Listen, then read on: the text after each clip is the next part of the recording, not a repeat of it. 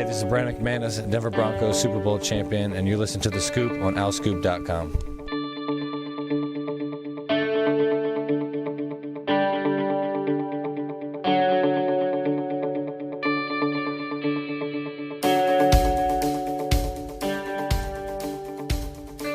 Hi, everybody. Welcome back to The Scoop, OwlScoop.com's podcast. This is Season 6, Episode 4. I'm John DeCarlo, joined once again by Sam Cohn, Sam Neumann, and we are thrilled to have Philly Pride AAU coach Brandon Williams with us on The Scoop today. There are a lot of people we'd love to talk to get insight about Zach Hicks, and Brandon would be just as good as anyone to talk to, and there's a lot more we're looking forward to getting into with him as well. Brandon, thanks so much for joining us today. How you doing? Good. Thanks for having me.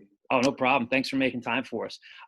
Just a first question for you in general. Obviously, there's a lot, like I said, we want to get to with just asking about Zach Hicks, asking about the Philly basketball scene and all that. But you know this as well as anybody else. When you're an AAU coach, you're not just an AAU coach. You're busy. You have a life outside of basketball. Just for our listeners who are with us today, just tell them about who you are, how you got into the game. You know, you played at Chestnut Hill. You were a 1,000-point scorer there. You're from Philly. But there's a lot that goes into your life and a lot about what you do. And I was just hoping you could talk to everyone, talk to our listeners about who you are and how you got into coaching and just everything about your life. Sure. So yeah, obviously, like you said, I was raised in Philly. I was actually born in Langhorne. And when my mom and my dad split it, when I was like about 4, I moved down to Philly, right down the street from Aaron McKie's alma mater, Simon Gratz. I was about 10 minutes down the road from there, right on 5th and the Boulevard. I guess as far as kind of getting into coaching, I, as you said, graduated from Chestnut Hill, class of 2012, and I just wanted to get back into basketball and kind of give back. You know, I look at just what AAU basketball did for me when it comes down to putting me in a space, obviously, to play against really, really good players and, you know, kind of really understand the landscape of basketball nationally. But it also helped me when it came down to just relationships that I've been able to build and have benefited me today. You know, my 2 of my AAU coaches worked with Abington Friends School, which is where I ended up transferring my junior and senior year. So, you know, I thought that was a lifesaver in my opinion, because coming from a Philadelphia public school, you know, obviously curriculum-wise, you know, we weren't on top of, you know, what needed to be done in different points. You know, I mean, Franklin Learning Center was a good school. It's considered a magnet school, but obviously Abington Friends is going to be a step above that academically.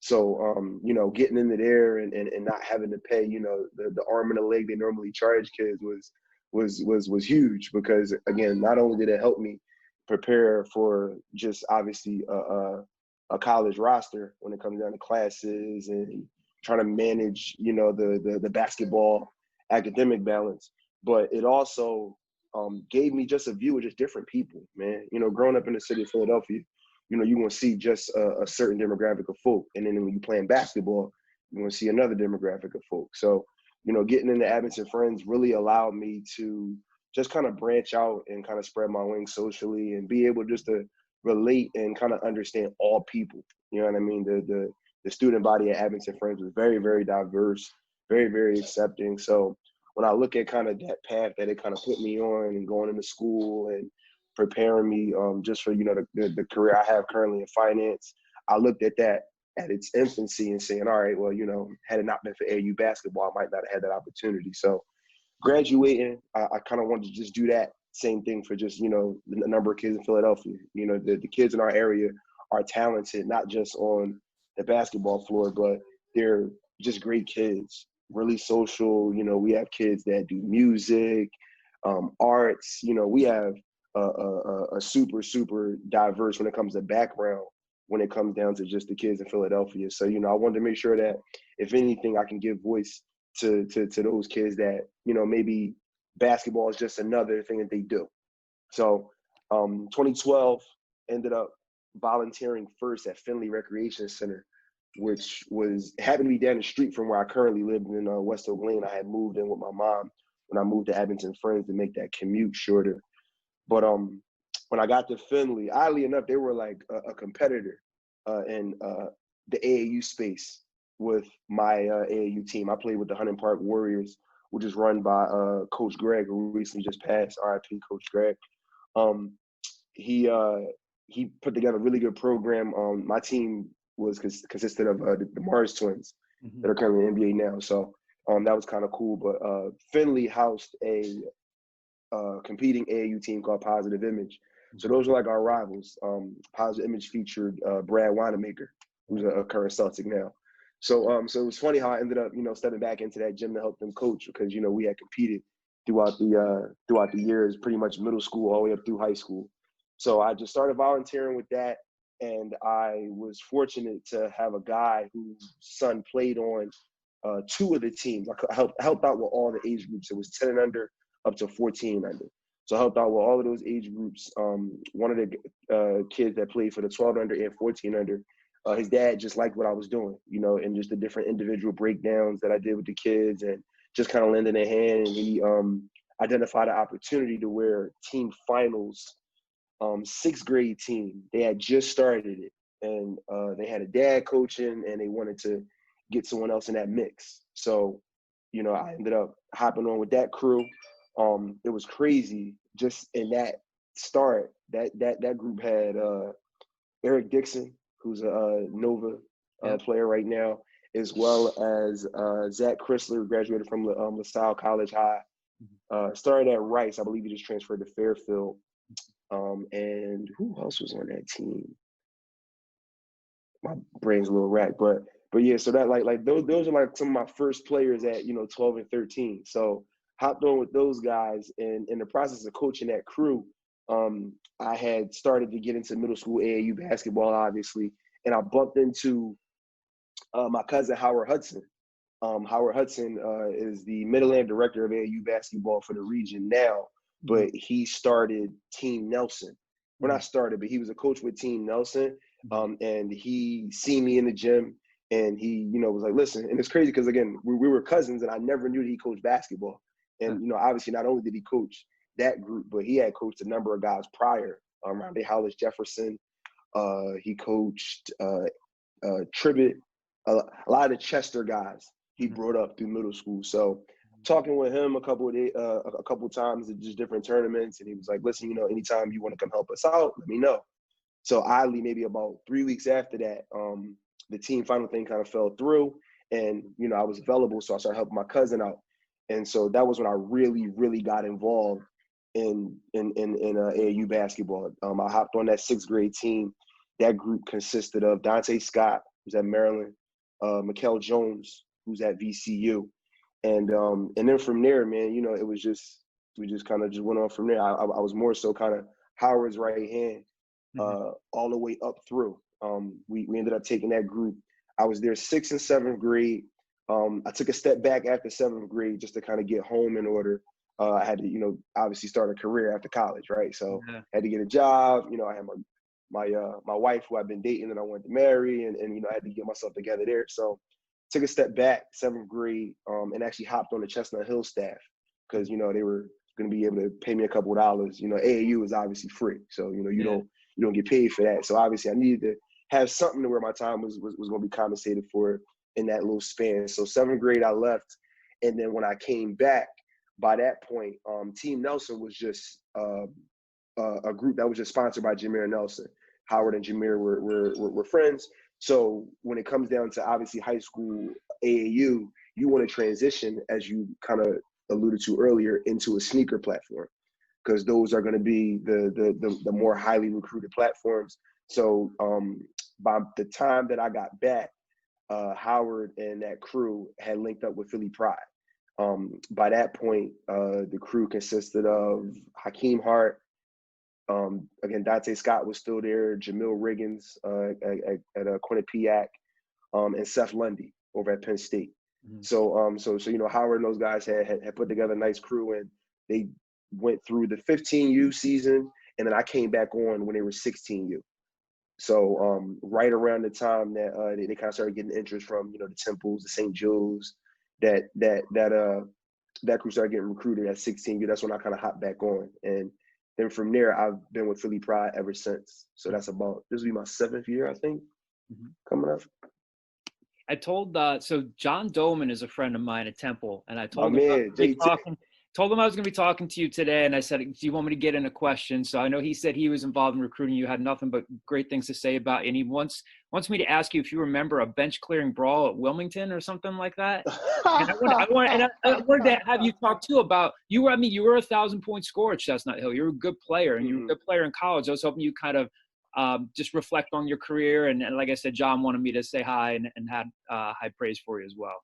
My man, that's a great dude, man. JT's a solid guy. Yeah, he was a part of the crew that recruited me. Obviously, going to Chestnut Hill was a decision that ended up really coming about just based off of the fact that I felt like those guys just had just a lot of love for me regardless of what happened. And to touch on a different broad, JT might not have been might not have been there for, but he probably heard about kind of what really put me in a space to where I felt like, I could trust those guys and really had those guys in my corner was when my high school team as a senior played at North Catholic. That was before they closed North Catholic.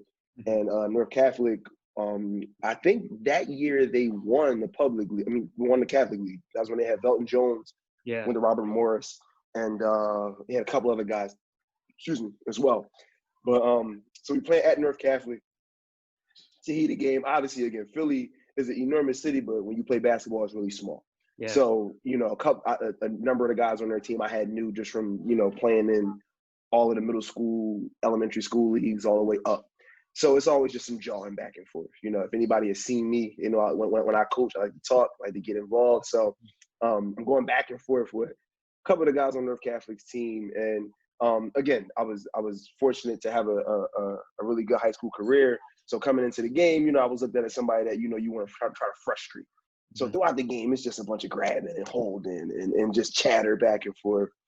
And so I ended up kind of getting into it a little more with one of the kids to where, we in the game, we ended up losing.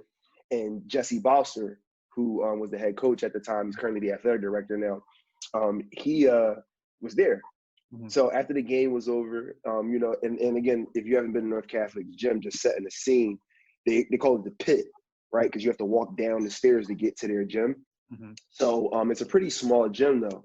So when we came out, you go up the stairs, and then our locker room was down by the far left side.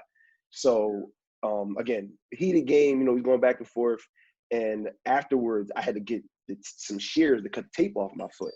So I go to get the shears, and I noticed that I had to do it as I was getting undressed. So I only had my Under Armour shirt on. I took my jersey off by this point. So I walk into the hallway, and North Catholic's team was already out the locker room and dressed. So I kind of just start going back and forth with one of the guys that was, going back and forth with me during the game. And it got to the point where I started losing it. Like, I'm just like trying to fight. They like holding me back. And it's so funny because like I look to my left, and like while I'm going off, I can just see Jesse like looking at me like so surprised. Like, Brandon, are you like, because again, obviously, just by my background, I'm very, as far as when you first meet me, I'm real subdued. You know what I mean? I could be a really cool, laid-back guy, but obviously when I get a little fired up, different things take over. So Jesse was just so shocked that, I was kind of acting like this, and he was just like, listen, he called me later that night. He was like, I know you're just competitive, and, I'm going to just take that as, just a one-off instance, and, we still going to recruit you. And so, that kind of just showed that, like, the dudes had a lot of love for me, and that's why I ended up heading there during there. And we were actually a part of the first Division II team. Yeah. They were D3 prior, and they got into the league with Philly U, Wilmington, and those guys. So that was a pretty cool experience to kind of be a part of that first group and start that off. And it was rough, we and that was kind of part of the Wilmington thing as well, was that, we kind of felt like we had something to prove. Our first year, we got bombed. Again, it was only a few, myself and another kid were recruited D2, but a lot of the guys were just Division III holdovers from the previous team. So, and a few of them were recruited with the idea of Chestnut Hill going Division II.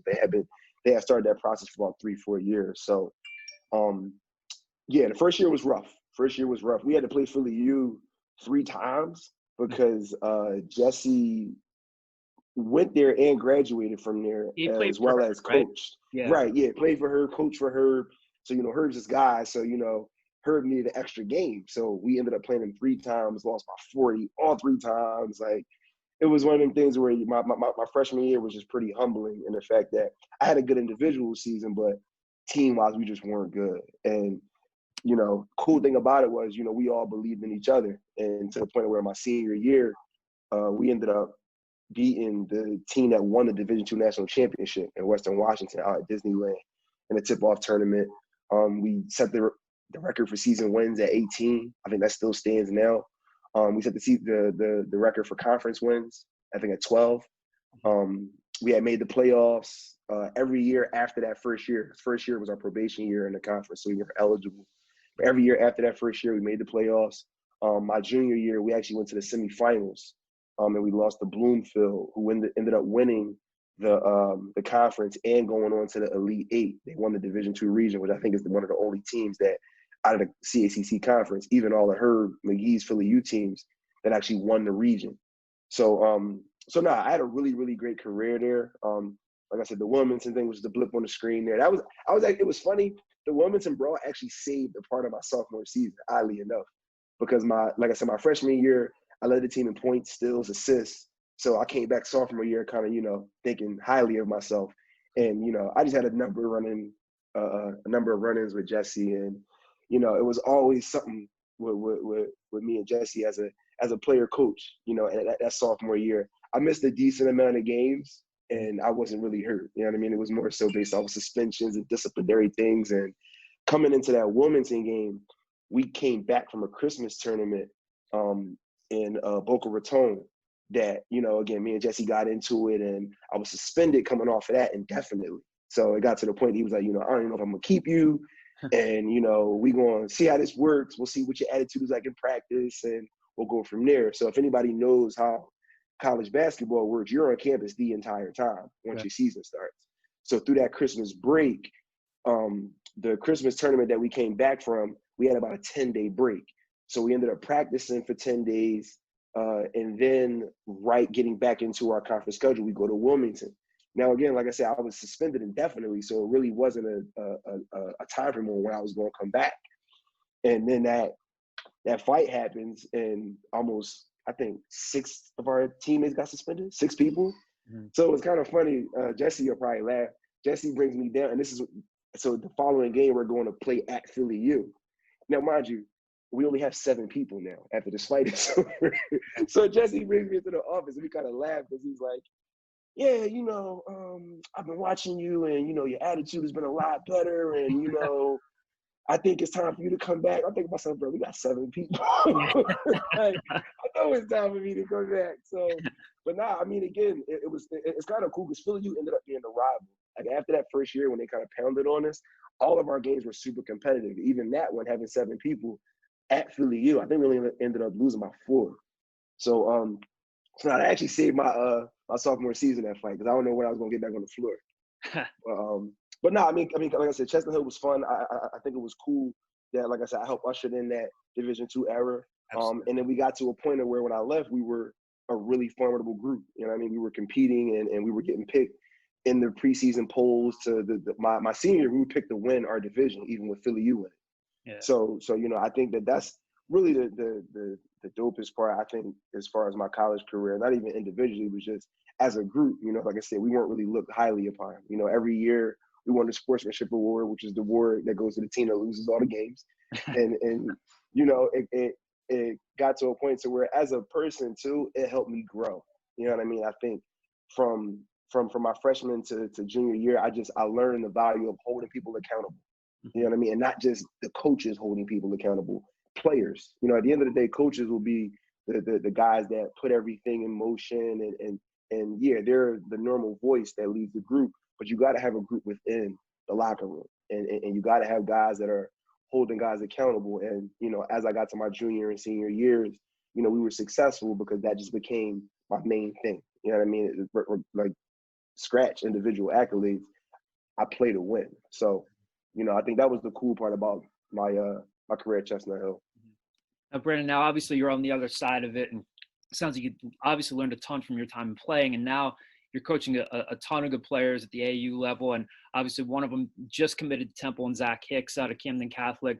I've looked around at some of your remarks about Zach. I'm going to go out on a limb and say that maybe when it comes to rankings, you probably think he's not as respected as he should be. And I know coaches sometimes won't care as much about rankings, but you've had some high praise for him. And I just was hoping that you could obviously talk and give us some insight about Zach. You know, he's certainly not an unknown commodity here in the area, but he's a great shooter. He's got great size. And what's Temple getting in Zach Hicks? A weapon. Mm-hmm. I mean, I can't even compound on it. It's a kid that offensively is going to be a lot more mature than most freshmen you have coming in. I mean, when you just talk about the number of different things that he's able to do when it comes to putting the basketball in the hole at 6'8", you know, you branch into a conversation of a potential NBA draft pick. I mean, one of the things that was cool about stepping back down and going to 16U is having to pretty much build a new group. Like I said, my first group with Howard Hudson, that 2019 class, was a pretty solid group, but it was the only group I had known, like I said, since my time starting AAU basketball. So in learning about, you know, other classes, it was funny. I called Julian Dunkley, former Temple basketball player, trainer in the South Jersey area. And again, just trying to figure out things with the class. Me and Ari Rosenfeld are really tight, and he just liked what I do as far as a coach. So when I was trying to get that 2021 group together, you know, he was heavily leaned on, and he was like, well, you know, Julian has a kid that, you know, you may want to just ask him about. I think he's already going to one team, but just ask him, see what he say. And so I called Julian for one kid, and he said, well, listen, you know, that kid's promise here, but I got another kid that'll be better than him named Zach Hicks. And so I'm like, all right, well, yeah, you know, let me know when I can catch him. And I actually did get into a workout for the first time. And it's funny when you look at him, it's this long, gangly kid, like, and it don't like as much to him. So, you know, you get him in the gym, he starts going up and down, and you can just see he can just do a number of different things. One thing I do in my workouts is everybody handles the basketball. You know what I mean? There is no guards, bigs, or here. Like, we'll separate and get a little more position specific depending on once we start practice, you know, as a team. But if we're working out, everybody handles the ball. You know, that 2019 class, through middle school, I ran into a number of different kids, not just the ones that I coached, but Naeem McLeod down at Florida State. Yeah. PW. Naeem was 12, and I had played for his AAU coach, so he used to always bring in my workouts. I had Naeem handling the basketball. He was about 6'8", I was going to ask 7 or 12 years how tall he old. was when he was 12. Yeah, listen, couldn't walk and chew gum, but at the end of the day, that can accelerate your coordination. You know what I mean? Everybody handles the ball. So in getting Zach in those workouts and just looking at him handling the basketball, I'm like, he really has a really good feel for it. And so I got to watch him in I want to say it was a regular season game. And I took my director of the program, Kamal Yard, with me. And just watching him for about 5-10 minutes, Kamal was like, listen, that's DeAndre Hunter. And that's a Philly Pride alum, currently playing for the Atlanta Hawks. Yeah. And he was like, listen, he said, you know, at Zach's age, DeAndre probably was maybe a better defender, but offensively, like, you know, Zach has a lot more tools than he did. And ever since once he told me that, it's like one of those things where you just match it and just make sense. And, you know, as I've seen Zach progress, he just continues to do things that are a lot more in that mold, even down to his defensive versatility. You know what I mean? I think that's one of the best attributes about Zach, and why I think his ceiling is so high, because he can guard multiple positions on the basketball floor. When you can do that, you become a really high on the depth chart, because now I can put you at multiple positions. You know, I look at Dante Scott this year at Maryland. He became a starter because of his defense. You know what I mean? Obviously, he played really well offensively in high school, and it has a number of things that he'll be able to show this coming year. But he was a freshman on a top 10 team in the country in the starting lineup because he played defense. And so I preach that a ton with my kids, and I think that's also a great thing that Zach is going to bring to the table, is his defensive versatility. Ever since we started, before he was more comfortable guarding inside bigger guys because he had to for Camden Catholic, but obviously getting him on the national stage and showing him that, listen, you know, the 6'7s and 6'8s are playing on the wing. You know, he's really taking ownership over becoming a better defender, guarding without reaching, keeping his chest in front of the basketball. So, you know, obviously outside of just his offensive weaponry. I think defensively, he's gonna turn some heads as well, which again I think all packages into him potentially if he does the right things, walking across the draft stage one day. Brandon, this is something you kind of just started to allude to, but Zach's best known as an athletic wing, can create for himself. He works well off the ball. From your perspective, watching his game so closely, what would you say is the most underrated part of his game? Passing. I think that folks really don't understand how high of a basketball IQ he plays with. When I look at just our team as a whole, the reason we had success was because we just had a group of just unselfish guys, and Zach fit that mold. And again, not only is he unselfish, but you just take it just a level above that, and the fact that he sees plays ahead as they're formulated. You know what I mean? I've watched Zach. I've been rewinding some games from our AAU run last year in the Under Armour circuit, and he's really, really good at creating for others. You know what I mean? And it's not something that, jumps off the board, because as you said, he is more known for coming off of down screens and more so catching and shooting. But, in my space, I'm going to give him more freedom because I want him to expand his game. So, in just putting the ball in his hands more on the AAU circuit and in the summertime circuits, that's what jumped off the table for me. He's really, really, really good at setting the table for others. Hey, Brandon, you've been coaching him for a while and built a close relationship with him and his family. What can you tell us about who Temple is getting in Zach Hicks, the person? Just a really, really loyal kid, man. I mean, I can't say that enough. I think the highlight of my group as far as that 2021 class is that a number of those guys have been at their high schools from freshman all the way through.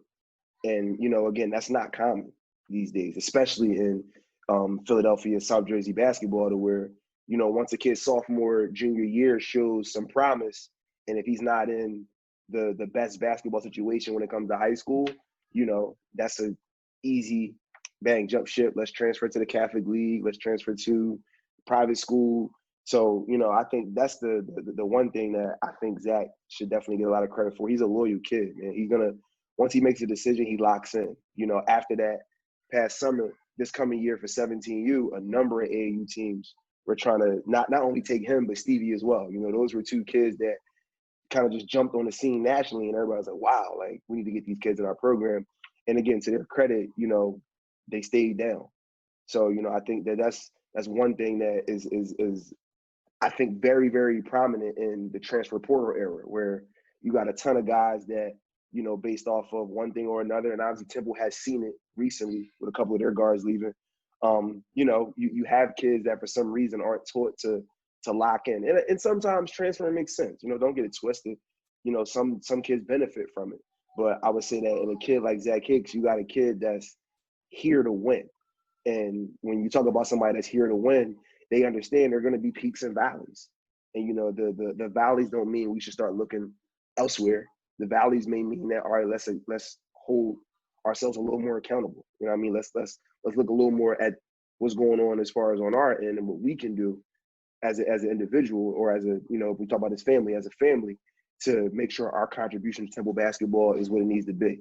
So, I think that's the one of the unseen parts about Zach. And obviously that comes from his family, hardworking group of people, don't ask for anything. They just want an opportunity. And so, I think that's a shining quality, I think, of Zach as a basketball player that you don't see a lot in kids these days. Brandon, obviously Temple put in a lot of time recruiting one of your guys, and Stephen Mitchell, who ended up going to committing to Marquette. But they also got a pretty good player in Hysier Miller out of Neumann-Goretti. It's significant for Temple. They get a Philly guy. And he did. I think their first, really, I guess, of the modern era, first ever recruit out of Neumann-Goretti, which has been, really sent a lot of guys onto some other prominent programs, including Syracuse. Obviously, he's not a guy who's on your AAU team, but I would have to imagine you've seen him from afar, and you've seen him just being in this area.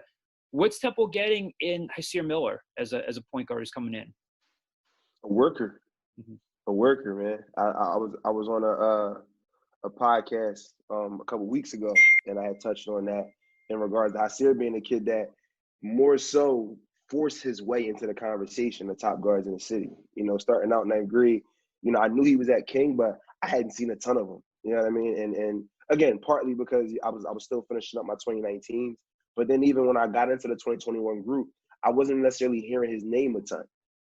But you know, again, the kid just refused to kind of lay and allow the rankings, as you spoke to earlier, decide his story.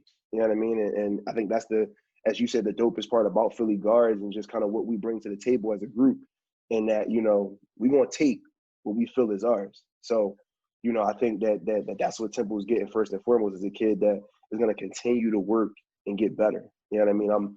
I'm good friends with John Brennan, one of his assistants over at Neumann-Goretti, who's kind of taking over, assisting him with just getting his game together and making sure that he's on top of things. And, you know, John will let me know all the time that he has it easy in the sense that he don't got to force Hysier to show up to the gym. You know what I mean? At the end of the day, that's a kid that's going to be calling you to figure out when he can get in the gym. So, I mean, you got a kid that's going to work, and a really, really good on-ball defender. You know what I mean? I think that Aaron and those guys knew that, you know, they were going to be getting that in Hysier. And again, when you look at the point guard position, that's a really pivotal thing as far as being able to guard your position. At the end of the day, the point guard is going to be the table setter most of the time. So if you can frustrate an offense at the point of attack, that's when you're putting yourself at an advantage to win some basketball games. Mm-hmm. Hey, Brandon, just in general, I think one of the things, and before we get to a couple of reader mailbag questions here, I think if Temple fans are listening here and they want to get into the mind of someone like you, who's an AAU coach, and I know Aaron, obviously, you know Aaron and his staff and those guys, and they want to get Temple back to, obviously it's a different era of basketball now, but they want to get Temple back to where it was before, when they were routinely going to the tournament. They were a hard out in the tournament, getting to Sweet 16s, getting to an Elite Eight, being on the doorstep of the Final Four. Obviously, Villanova has been the prominent program in town. You're going to do that when you win 2 national championships.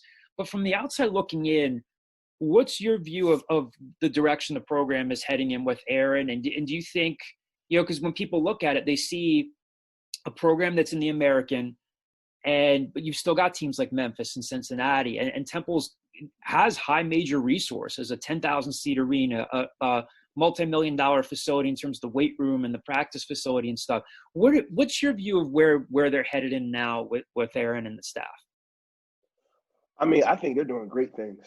I was super excited to get Zach in there because, you know, again, I feel like Aaron is laying a foundation that is going to be something special. And I just, being a Philly guy and just being just so for Philly hoops, I was all about, you know what I mean, being a part of something that I think is going to be real special in the next 3 to 5 years. And when you look at it and you, again, say, yeah, they were a hell of a group back when I was growing up, you know, with John Chaney at the helm, and obviously when Aaron went there. And I think Aaron more so is just following that blueprint. You know what I mean? I think he's understanding that at the core of all those great teams were a lot of Philly kids. And so that's where he's circling back to. And again, when you have somebody that understands the landscape of Philadelphia basketball and knows that, you know, this is where they're going to go to the well first, you know, I think that's when you have somebody that's going to be putting in blocks to build something successful. You know what I mean? I always say Philly basketball is the best basketball in the country. I think that's what has drawn me more to AAU, and the fact that, you know, we get to travel all around, and, you know, I get to go up against guys in Memphis, Cincinnati, you know, West Coast, and show them that there is no basketball like ours. Mm-hmm. So, you know, I think in Aaron understanding that and grasping, listen, if I can win, you know, 2 to 3 kids in Philly every year, Philly, South Jersey area, you know, I'm doing the right things. So, you know, I think that's the cool part about Aaron, and not only Aaron. Even if you look down Broad Street at Ashley Howard at LaSalle, you know, mm-hmm. They're also in the mix a lot with Philly guys, and they're recruiting them first. You know what I mean? I think as we got into that space of Nova kind of dominating, mm-hmm. I think you looked at those schools locally not looking here first. You know what I mean? And it was one of those things where, again, you don't take it as a knock, but, you know, you look around and you go, listen, like, these kids should get the first offers at the gate from the Temples, the LaSalle's, the St. Joe's, the Penns. And, you know, I think that it started to kind of have like a wandering eye effect. And you know, it was kind of weird, but it was what it was. You know, obviously those guys are in the position they are in for a reason, so you don't tell anybody how to do their job. But, you know, you were a little like kind of odd to think about it. But now you see that those guys are really starting to get in on guys early. You know what I mean? I think that's the best thing about it is you get in early, and on top of that too, just in being more a part of the recruitment process between Stevie and Zach, I can also tell you those guys are super transparent. And as an AAU coach who's handled a number of different recruitments, that's the biggest thing that you look for. You know what I mean? You look for honesty, because obviously in this game there are a ton of smoke screens that get put up.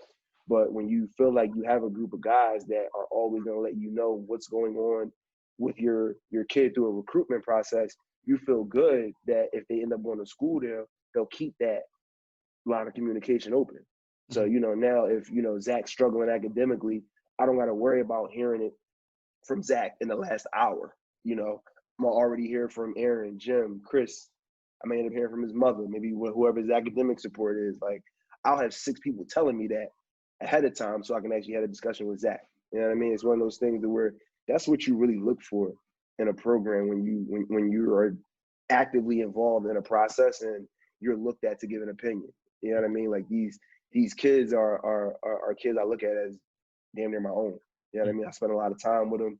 You know what I mean? Put a lot of resources in them. So, you know, I want the best for those guys. So I want to be able to know that outside of basketball, that those guys are going to be taken care of. And like I said, I think not only with Aaron and those guys focusing their recruitment on the Philly area first, being a plus to what they have going on, but just the way they do things. You know what I mean? I've heard Aaron talk at a couple different coaching clinics, and you know, one time he spoke about being really responsible for these kids' development as men. If you're not taking a stance to assist these kids in their development as men and being functional people in society, then you're doing them a disservice. If you're only looking at their development as basketball players, then you got the wrong idea about things.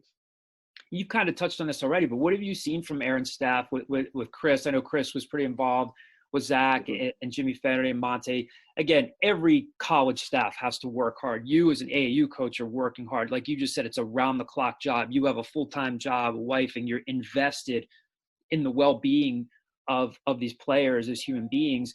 For Temple, they really have to grind every year, but really with these next few classes, because these are really important foundational classes for them in building the program. What have you seen from guys like Monte and Chris and Jimmy as they've been going out and, you know, I mean, Chris, they've been recruiting for a while, but really kind of trying to establish themselves in the city here and really trying to build the foundation of the program? I mean, just keeping their finger on the pulse. You know what I mean? At the end of the day, it's like you said, it's a grind, and it's something where you're never really off. So, you know, I think that the promising thing about that staff is they continue to be in the mix locally with every event that goes on around here. You know what I mean? If they're not allowed to come out, you know, they definitely heard about it and they're calling to get report back on it. You know what I mean? So I think that that's one thing that shows true is that, you know, they're going to continue to be in the mix and make sure that local kids know they're around. But also, too, I think that, again, they understand what is to be had outside of the area. You know what I mean? You talk about another incoming recruit from Florida that's going to be able to man the middle for them. And that's recognizing that, all right, well, listen, you know, that's a piece that we need. And right now, again, big man-wise in the class of 2021, not a ton of guys that'll be able to play at that level as a freshman and make an immediate impact. So, you know, I think that's also something to be said as well. Like I said, when I also speak back to those teams that John Chaney had, he had a really solid core of Philly guys, but he had a couple Maryland guys. You know what I mean? He had a couple guys from DC. So, you know, I think that's another thing that, you know, you have to understand when you're in a basketball city like this, is that, yeah, our basketball is definitely, in my opinion, second to none. But there are also pieces that can help us outside of just this area. So, I think that's also a good thing that they've understood is that, while we would love to build this with all Philly kids, it's not realistic to say that, everybody on our roster, 1 through 12, is going to be a Philadelphia guy. May have some Philly ties, but for the most part, you got to understand that your needs can be filled elsewhere depending on what situation you in. So, I think that that's pretty cool as well. And the fact that, they recruit pretty much the East Coast, even down south, really, really well. I know they had a kid that was really in line from Atlanta that was going to step in had Zach not commit. Mm-hmm. So, I think that that's another thing that they do well. Brandon, we have a couple mailbag questions here from our readers on our message board if you have time for them. These are screen names you're going to hear. First one comes from Herd Owl 51. His question is, can you describe any difference in approach you've seen in the way Coach McKie approaches recruiting compared to Coach Dunphy?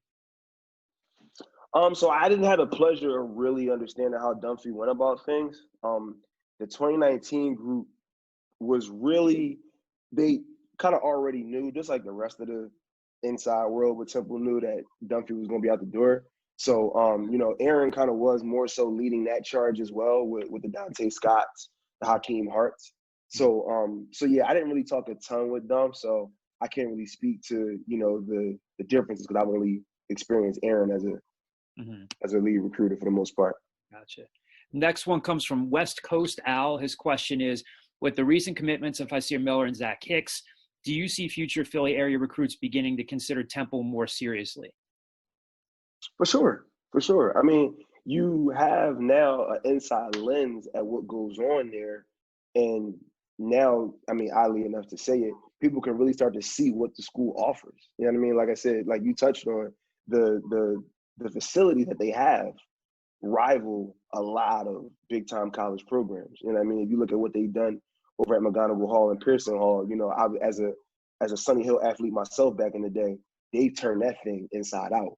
You know what I mean? So I think that now you have a kid like a Zach Hicks or Hysier Miller, and now local kids just be up at the school more. You know what I mean? One thing about Philly kids is that, they stay in touch with all the high school guys. So now if you look at the class of 22, 23, 24 that have a relationship with the Hysier Millers and the Zach Hicks, they on campus more now. You know what I mean? They coming up, whether it be a game, whether they want to come just get some shots up with those guys or work out. And now you're really breathing in the air on a regular basis where you may not have gotten that chance to do so had you not known this player already. So, like I said, outside of just what the things that Aaron McKie and the staff are doing that are going to obviously shape how they attack the city, I think that now when you get local kids in the building, now you just going to have, by default, more local prospects just running around. You know what I mean? Not having to always coordinate those things because those guys are already up on campus. Yeah. Next question comes from the screen name is Mission Man. Another question for Brandon, and thanks for being on board today.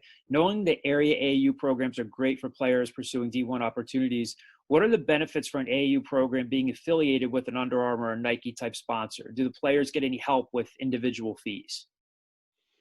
So yeah, I mean that's the selling point and why I've been fortunate to coach the Stevie Mitchells, the Zach Hicks of the world, is because our travel is taken care of. We're fortunate to be with Under Armour now for, like I said, I've been with the program for 6 years, and that's what they've always or we've always been sponsored by Under Armour. So yeah, when you get a contract, you obviously get your tournament fees and travel and all that gets taken care of. And then also obviously attire and gear, sneaks and sweatsuits and bags and all that good stuff goes in the mix. And that's why, you see the demand for sneaker teams. When it comes to our tryouts, they are insane. I mean, you talk about almost 80 kids age group from 15 to 17. And, we'll have multiple tryouts. And again, it's hard to filter out who to take, who not to take. And, again, that kind of comes with the territory. But no, I think that's going to be the draw to your sneaker programs is that, your travel and all that is taken care of. And on top of that, outside of, again, the monetary game, you're playing against the top players in the country. You know what I mean? That 2019 class on the Under Armour circuit, it had 7 All-Americans. 7 McDonald's All-Americans played for Under Armour teams in the 2019 class. And you talk about the potential number 1 draft pick in Anthony Edwards this coming year, also being an Under Armour guy. So again, not only do you get to keep some money in your pocket, but you also again get to match up with, some of the best talent across the country. Brandon, just a couple more questions from us. And again, we really appreciate this. This has been a lot of fun. We'd kind of be remiss if we didn't ask you what the challenges were like this summer and what you're facing moving forward with the pandemic. This was anything but a normal summer. There was no live period in April. There was no live period in July. Obviously, guys like you mentioned, Julian Dunkley, they're organizing different runs where guys can go out and play. Give listeners an inside look into like what the summer was like and what things might be like for you guys moving forward from AAU perspective in terms of what you can do, what you might be able to do. I know there's just a ton of uncertainty right now. Mm-hmm. First, I was going to give props again just to my city and the Philadelphia basketball community. They really came together, in this time to help kids. You normally don't see as much cooperation with the Philadelphia AAU programs across the board because we're usually fighting to get kids. Yeah. But I think that as a collective group, we understood what needed to be done, and so I think that's the first and foremost. I want to just shout out Philadelphia basketball because a lot of those, like you said, the Julian Dunkleys of the world, the Doug Greco-Wilsons. There were a number of just different guys, whether they be workout guys, whether they be scouts, reporters, outside of the AAU teams that were really trying to do what they could to help kids with their recruitment. Obviously, 2020 class got hit a little bit, but the 2021 group was the group that kind of suffered the most. And so, just a shout out to those guys first. But secondly, yeah, it was different. You had to really kind of manufacture opportunities for kids. And, I say more so, this is, while it is a time consuming thing and, you spend some money on it, it's more so a really good time for me because, again, I'm coaching really talented kids. And at the end of the day, that isn't really hard. It's not hard to coach Stevie Mitchell and Zach Hicks. Like, that's pretty simple.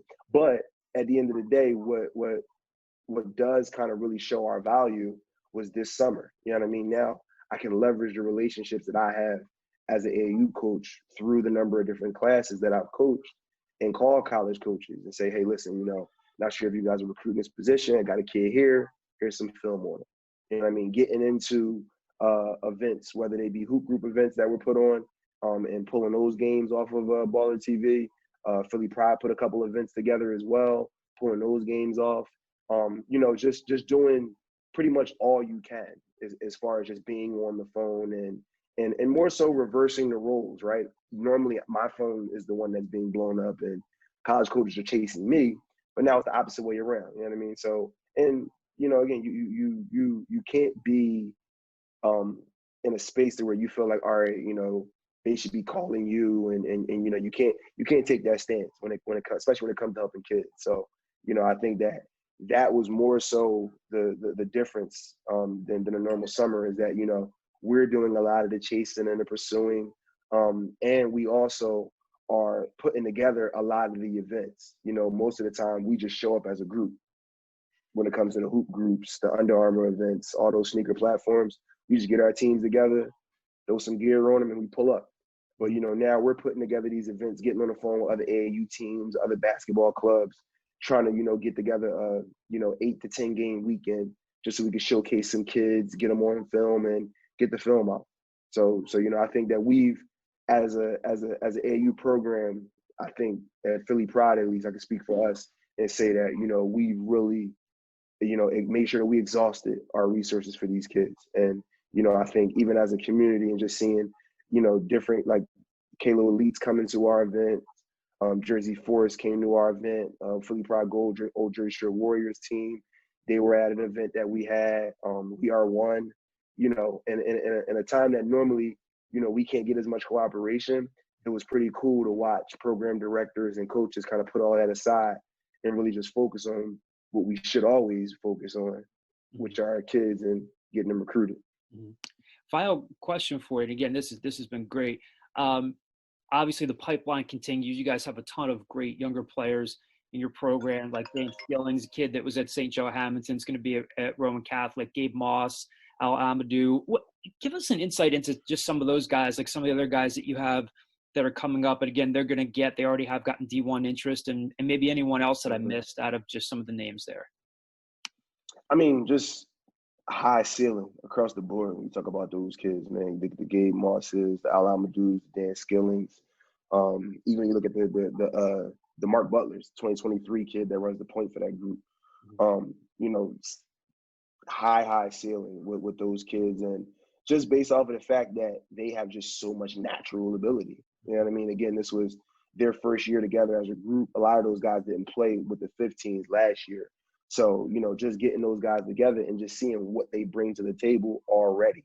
You know, you talk about a kid in Dan Skillings that doesn't need the basketball to be effective. And I think that's always a high commodity on a coach's list when it comes to recruiting a kid, because, you know, I don't have to spoon feed you. You know, you're going to go out and get it.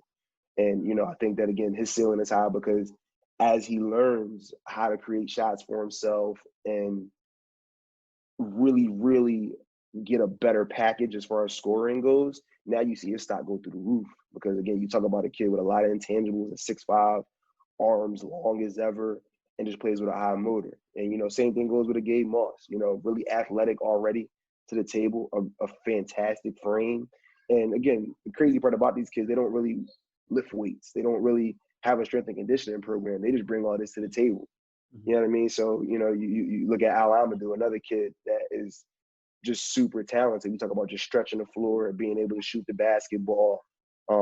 Nasir Griffin at West Catholic, again, another kid that, you know, those 6'5", 6'6" that are super versatile, those are what coaches are looking for. At the end of the day, length plays a huge part in being able to defend the basketball. And obviously, again, you don't win this game without defending the basketball.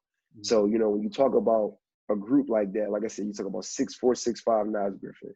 You got 6'7", 6'8" Al Amadou, 6'7" Gabe Moss, 6'4", 6'5" Dan Skillings, all with just wingspan.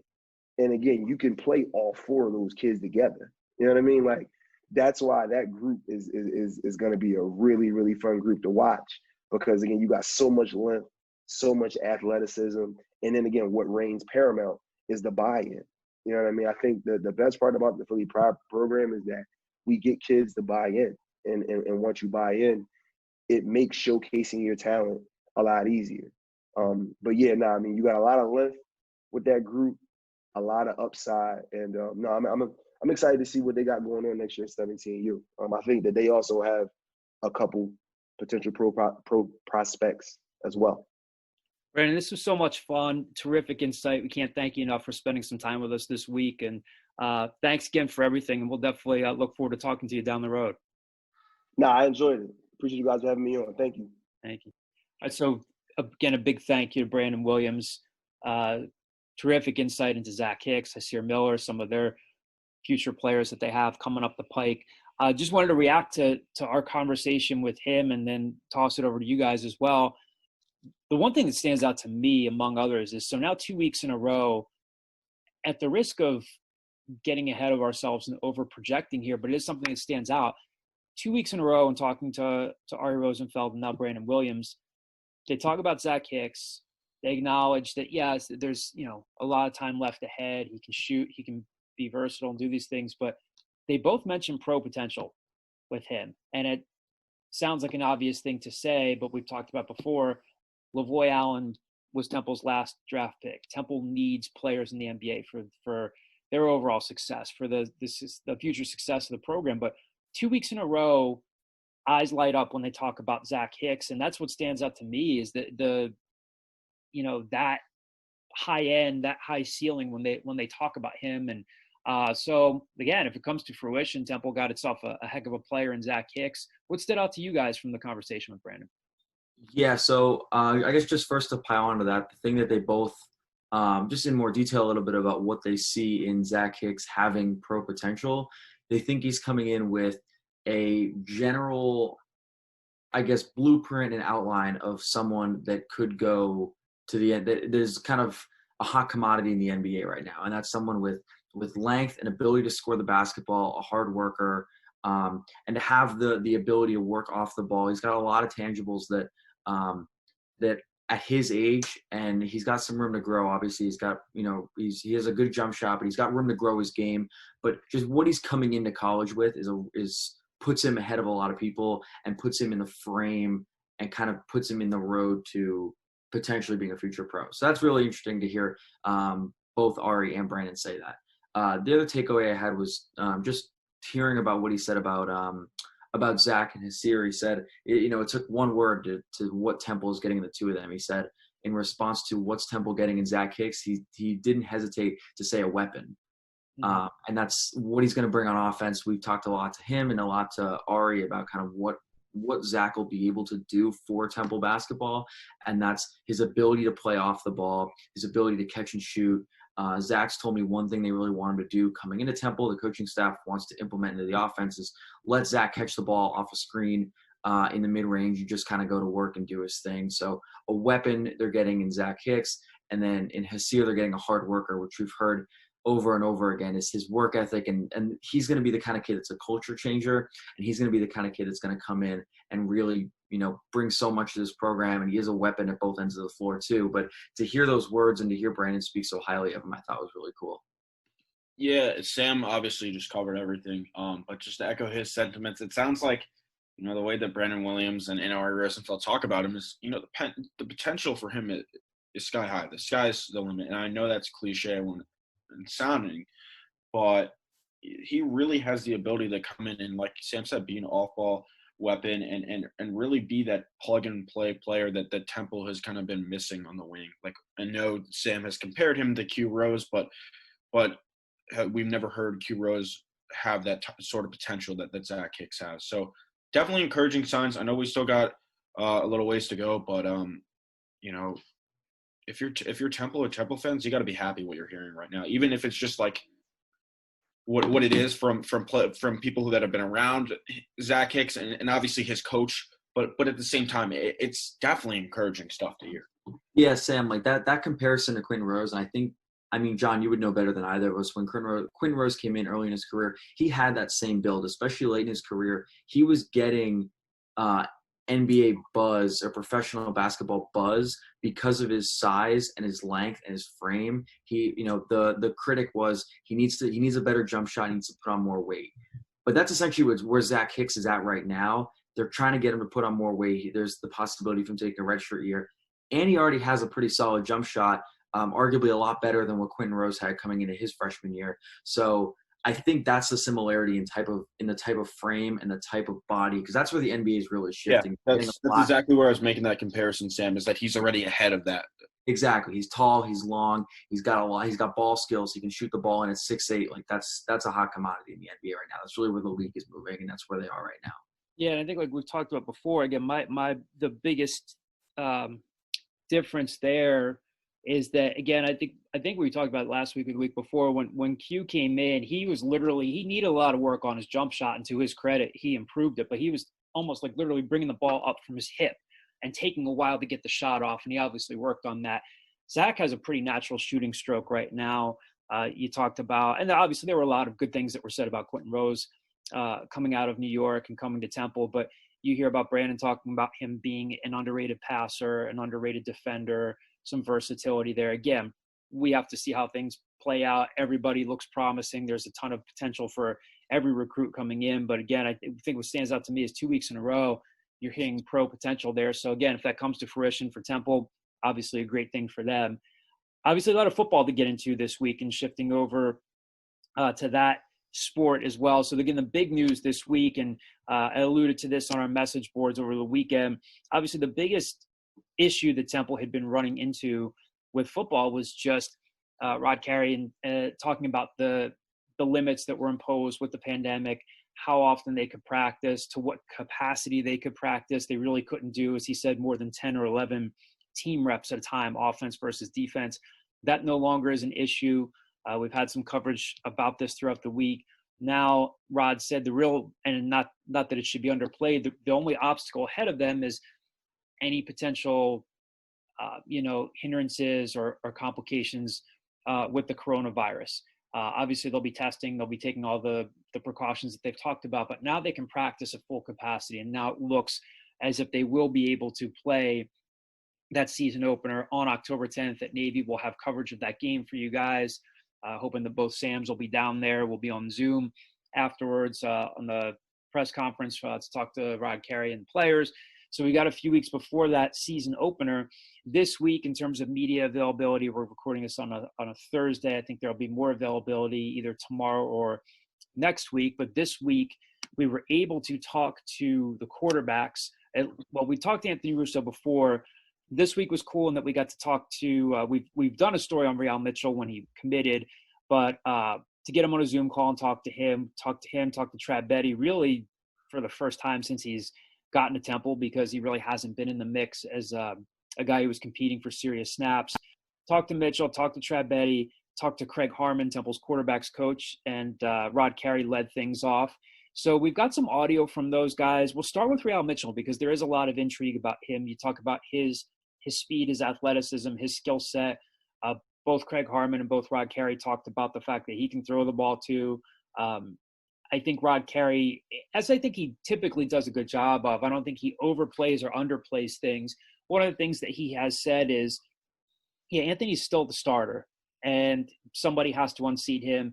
He did say when I don't know if I can't remember, honestly, if I asked him or somebody else asked him if Mitchell and Trad and those guys would be used in similar packages like Todd Centeio was last year. And I think Rod's answer was, I'm not there yet. But if you're asking me, I think he could get there, and we'll have to see how things go with Anthony Russo. But in Real Mitchell, you have a guy, again, who is a true dual threat quarterback, played at Iowa State, transferred to Temple. He is eligible. So one of the things, among other things we got to talk to him about is just how he ended up at Temple. Again, we've had coverage of his commitment before, but got to talk to him about how he got involved with Temple, how things came about in his recruitment. So here's Real Mitchell talking about how he ended up at Temple and why he ended up at Temple. Yeah, so once I entered the transfer portal early last semester, Temple was the first school to contact me, and they really tried to establish that immediate connection that they're really interested in, me as a player and as a person and, what I can bring to the offense. So they were really the first team that, like I said, contacted me and stayed in contact with me for the remainder couple months I was in the portal. And over time, our relationship just grew. And I actually didn't come out to visit because of the whole coronavirus thing, but they did their best job as far as like virtual tours and stuff like that. So I felt like Temple was home. All right, so you hear Real Mitchell there talking about how he ended up at Temple. Again, I think, obviously a guy to keep an eye on. I don't know how they will ultimately be listed on the depth chart. We haven't seen a depth chart yet. We maybe don't miss the days of the above the line and below the line Jeff Collins system, but that's a conversation for another time. But again, we also mentioned that we had the chance to talk to Trad Beatty, a guy who has been with the program for a couple seasons now. With Todd Centeio moving along, again, it creates more practice snaps and more opportunities for guys like Mitchell and Beatty. In talking to Trad, we just asked about his overall progression, and you'll hear him here talking about his view of the position. And you have two different types of guys, pre-snap guys and post-snap guys, and he kind of sees himself as a pre-snap type of quarterback. So here's Trad Beatty talking to us this week, back on Tuesday. Yeah, so obviously with Todd leaving, it brought forth an opportunity for me to get more reps in the spring, and then spring was cut short. So it was unfortunate that I didn't get the reps there with the spring ball. But through COVID and stuff, we went through a lot of meeting times, and I spent a lot of time, learning defenses more in depth, like from a pre-snap standpoint. A lot of times there's two types of quarterbacks, guys who are pre-snap guys who are post-snap guys. Peyton Manning, like one of the best pre-snap quarterbacks around. So I really felt like my strength is with pre-snap reads. So I spent a lot of time in the film room this offseason and during COVID, working on seeing a defense pre-snap, understanding tendencies, and then trying to have a good idea with where to go with the ball.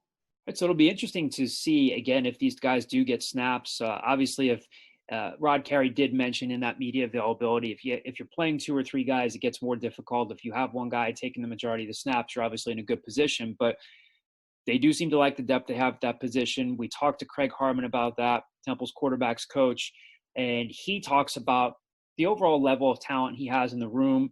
And you'll hear him here talking about feeling like he's a kid at Christmas and just the overall level of talent that he has in the room at that position.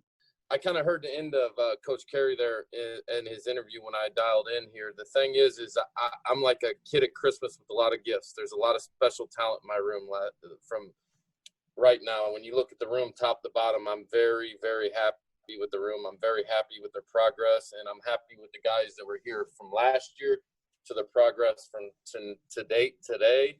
And then I'm also happy we have some new additions that are doing a great job, and I'm really happy with it. The guys are working hard, and they're fun to coach, so it's going well. So, of course, in talking to Craig Harmon, again, we wanted to ask him about Real Mitchell and about Trad Beatty. Again, he's talking about being excited about the depth and the talent that he has at that position. Here's Craig Harmon talking about his backup quarterbacks in Trad Beatty and Real Mitchell. Trad, getting into those two guys, Trad has taken leaps and bounds from last year. He has improved immensely. It's very positive, everything he's doing. He is practicing at a high level right now, as well as Russo and Real is. But it's fun to get out there and coach those three because they're competing every day. But you know what? They're all in it together. They're all tight in those things. And Trad he's made huge jumps running the ball, not throwing the ball, running the ball, and understanding the offense like I just talked about Russo. Trad's another guy. He can get on the board and teach the offense back to me. And Real, he's a phenomenal athlete, and he's out there. And to be honest with you, it's extremely impressive. And the amount of time and the uniqueness of the preseason right now and the uniqueness of everything that's going on from the time he's got here to date of how fast he's learned everything and how quick he's picking it up to go execute on the field. You know, it's very impressive how he does it. He's a very smart kid. He's a very gifted athlete. And those two guys are playing well right now, as well as Russo. And to circle back to, again, the original thing that we were talking about, again, the big piece, the biggest significant piece of things is, again, that Temple can practice at full capacity. So at the outset of talking to reporters, Rod Carey just talked about that, about getting their plan in place to practice at full speed. So here's Rod Carey talking about that, what that means, some of the challenges that they're still facing with some offensive linemen out here, how they'll go about navigating things. But again, biggest foundational piece of this is that Temple can practice and looks like they're in good position to play at Navy. So here's Rod Carey talking about that. So we've had 2 practices so far, which has felt unbelievable, really good to get back on the field and certainly get the pads cracking, kind of do what we know how to do after you have to go through all of our protocols and things like that. And certainly gaining more information about our team. We do have some people out from contact tracing and COVID, so we'll be adding more people. But I would assume, just looking at this thing across the nation, that this would be a kind of a normal thing for us this year, that there will be some contact tracing, this, that. Because I think our guys are doing a great job of, mitigating the risks as it comes to COVID as far as their behavior about being around people when they're not here.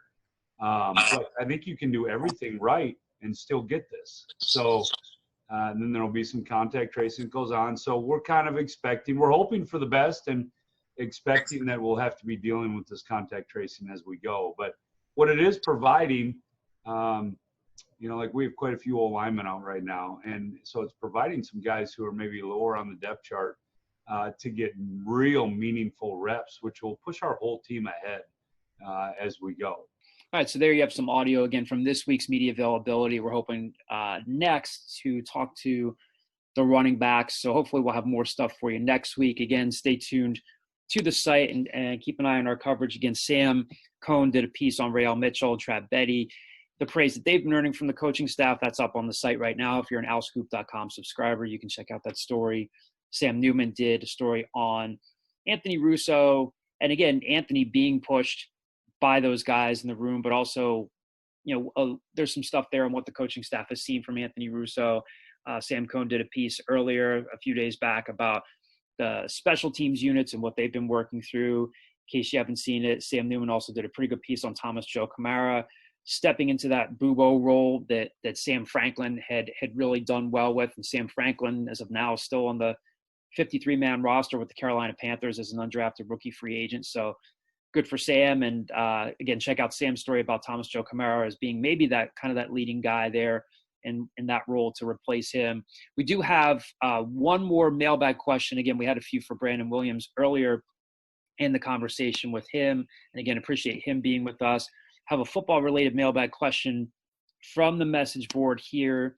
And this one is from Green Street Al. His question is, first, great pod last week, as good as it was hearing Ari's feedback on our hoops recruits.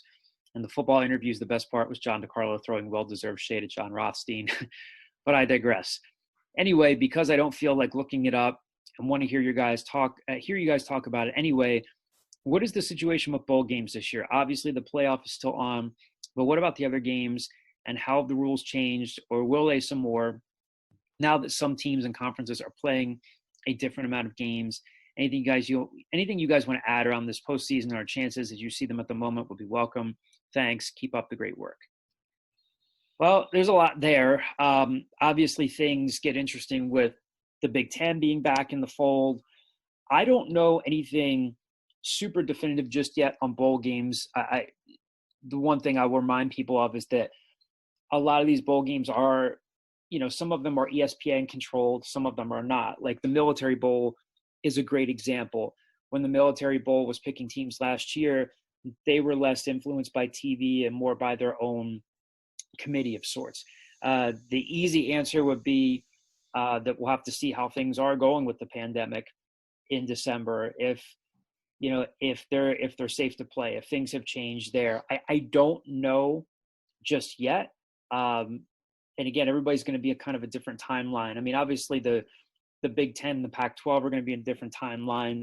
The American, the ACC, SEC, conferences like that are going to be on a more similar schedule. But, I guess if Temple has the opportunity to play in a bowl game and it's safe to do so, I don't think they would turn it down. But I think that's still an evolving thing unless I am missing something there. Again, it's a great question. I think if you're Temple and you can get the opportunity to practice at full speed, that's great. And like Rod Carey said, the only thing really left in their way is doing their best to be safe and managing the COVID pandemic. But the other thing, and again, this isn't really part of Green Street Owl's question, something that we'll be getting into in the coming weeks, and it'll be a storyline, is this is really kind of like playing with house money in terms of this season, where all of these players will get an extra year of eligibility. How schools and colleges manage that in terms of the scholarship numbers, we'll have to see. But I don't know what's going to happen yet. Again, if Temple goes 6-2, they go 7-1. What's the bowl threshold there for bowl eligibility? I really don't know. And I think a lot of these bowls too are going to look at, okay, can we make money? Can we turn a profit? Are we going to be able to have fans there? I think it's very much up in the air unless something has changed literally within the last hour of us recording here. But I think as of now, they're still on.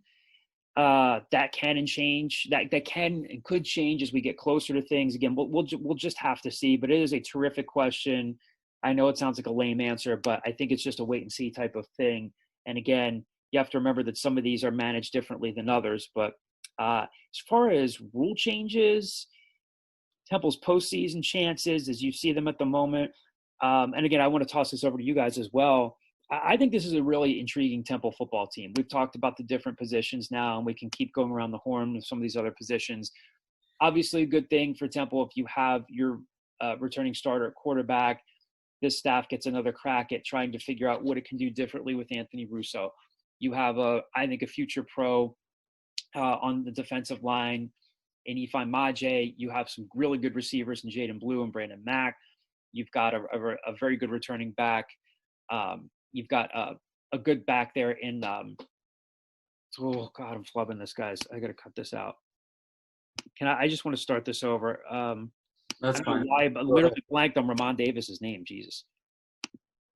In terms of looking at Temple's postseason chances, that's a great question.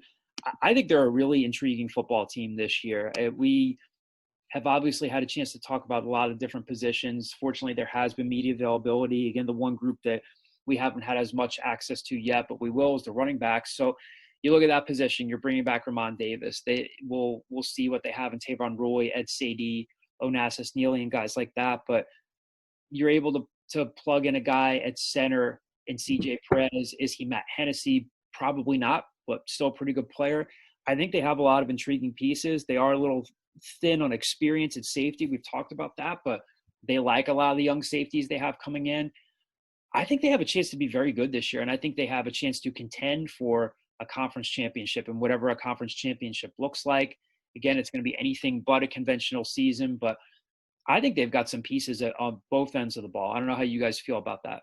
Yeah, John, I agree with you. I think, when you look at the AAC preseason poll, it kind of deters from the fact that they are returning a pretty solid roster. I mean, yes, you have a lot of losses defensively, losing Quincy Roche, Harrison Hand, Chappelle Russell, Sean Bradley, Sam Franklin, Dana Levine, just to name a few. Those are a lot of guys, but it seems like, they patched together some replaceable players in place, like you adding Manny Walker. You have a guy like Thomas Joe Camara who can come in as a redshirt freshman and play. Now you have IGM, Okwenku, that sort of stuff. It seems like Braswell's ready to step in the role. You have Linwood Crump back. So there's still a lot of talent in the defense. And when talking to Craig Harmon, he said, we asked what stands out, and he says they're explosive. They're playing fast. So I think that's, in the games that Temple got blown out last year, that's the piece they were missing defensively. Is they would show up to a track meet and they didn't have the speed to deal with it. So if their defense is more speed this year, that is certainly encouraging, because as we saw in the UCF game and that SMU game, maybe I'm missing another one, but they just did not have the speed to keep up with those teams. So on the defensive side of the ball, I think that's encouraging, especially to hear it from somebody like Craig Harmon, who's seen, while it's been limited, be able to see that. Now you return to offense, and you can read on my story on the site, but obviously Anthony Russo is processing the offense a lot better. Like Trad himself, he can teach it back to Greg Harmon, that sort of stuff. He's picking up a lot of things sooner. That's definitely encouraging, and I think it's true of any quarterback, any player entering an offense a year or two, that you're going to have it down. You have Raymond Davis, who nearly eclipsed 1,000 yards rushing as a freshman, and which is very impressive.